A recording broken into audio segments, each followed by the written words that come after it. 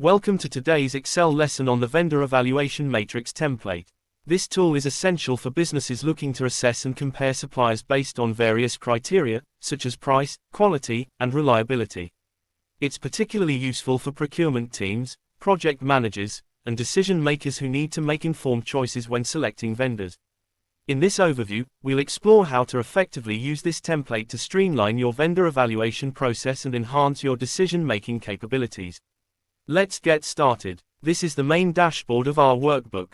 This chart represents the vendor evaluation categories, and we have 6 distinct categories, each with its unique color.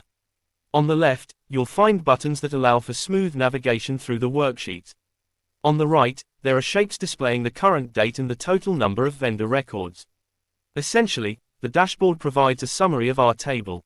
If you'd like to learn how to create and format these Excel charts, be sure to watch my tutorial, where I cover most aspects of chart creation and formatting in Excel. The for the lesson is in the description below. Have you ever worked under pressure, needing to complete tasks by a specific time, only to forget when the moment arrives? If so, I've created a macro that allows you to set a daily reminder message. When the specified time is reached, it will automatically trigger and read your message. To set this up, click the Set Daily Reminder button. A dialog box will appear, prompting you to enter the time for the reminder message. Please use the time format shown in the example. Let's set our alert message for 6 hours 27 minutes and 0 seconds AM, then click OK. Another box will pop up asking you to enter your message. Let's type, "Hello, this is Nathan presenting." When you're done, click OK or press Enter on your keyboard. Now let's navigate to the report in this workbook. To do so, simply click the Vendor Evaluation Report button once. This is the report, which retrieves data from the table on the next sheet. Use the scroll bar to view all the data captured in this report. I have also included 9 questionnaire questions for this report, where each question can only be answered with yes or no, mostly asking whether something has been included. This is the main worksheet from which the previous 2 worksheets retrieve the data.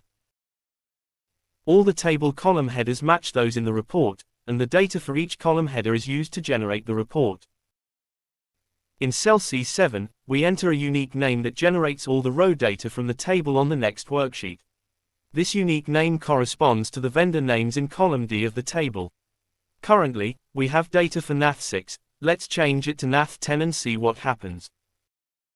As you can see, all the data in the gray cells of this report has been updated. Above the table, we have another summary table that displays key points from the data. If you click on each category in the drop-down list, you can see the total occurrences or how many times that category was entered in the main table below. Hello, this Nathan presenting. This is how the message we set is read aloud and displayed. Just click OK to close this window. These drop-down lists will help you analyze your table data and make your work easier, as you won't have to manually enter anything, just click and see the results. As we make these changes, our chart in the dashboard is also updated. Now, let's navigate to the main table. Immediately upon opening this worksheet, you'll notice that the chart has been updated. Our timer is still ticking even after the message was read, and you can set another alert message for a different specific time. To further simplify your work, I have created buttons to help you enter or manage your table data effectively. If you click the search button while cell D11 is empty, a message will display showing the total number of empty cells in the table. Clicking OK will take you to the first empty cell, and a scroll back button will appear. Enter something in the highlighted cell, click the scroll back button, and the table will return to its previous position. Let's enter something in D11 and repeat the steps. This will take us to the first occurrence of that word in the table. If you enter a unique name, it will work the same way. Now, let's enter something not in the table, and you'll see a message indicating that the item name entered is not found in the Evaluation Matrix Records table. To add a new row, click Add Row, and a new row will be added at the bottom of the table. To delete an item, use only the item names in column D. Follow these steps, and as you can see, the row has been deleted.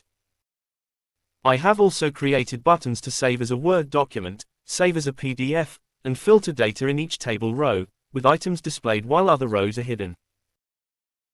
To utilize the drop-down lists, I have placed the categories in this section, which the table references.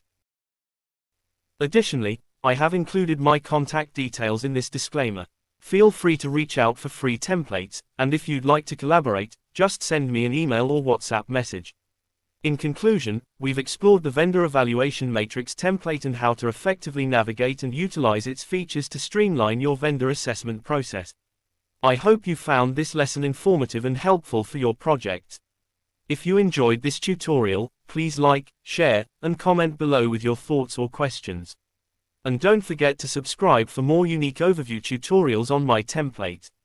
Thank you for watching, and I look forward to seeing you in the next lesson.